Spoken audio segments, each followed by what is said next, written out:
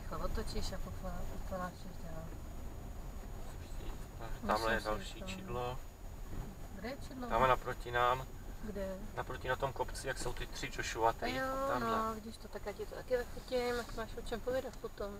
Co to bude zajímavá přednáška, ale kdybys trošku zastavila, musím to hodně kýve.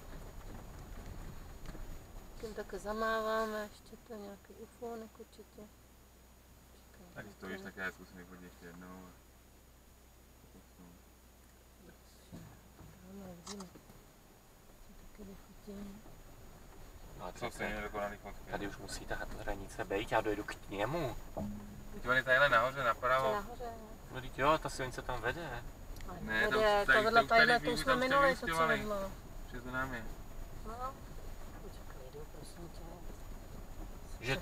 Že to říkáš zrovna ty, jindy seš hin, když, já nevím, když bych košík v Tesku vzal bez 10 koruny a tadyhle. Podívej, Tamhle jsou ty cedule, konečně, vidíš to, tak tamhle si to vyfotíš, že se tam nesmí, před cedulí se otočíš a je to. Když stojíš za cedulí, to otoč, tam je lepší silnice. No tam ještě hlídko, hele, tady to musíš otočit, jinak to budeš vinou. Jo, tamhle máš cedulí po bokách, no vidíš to. Počkej, já ti vyfotím ještě, a kdyby zastavil jsem se to fotilo. Když u nich zastavíme, tam se vyfotíme, ne? To můžeme, ne? A nevím, jestli to můžeme. Můžeme. Se ještě u nich vyfotíme a tady jsou ty čidla všude. No, to je jedno.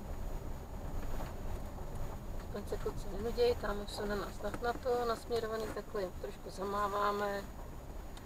To máš celou černou čáru. No, vidíš to.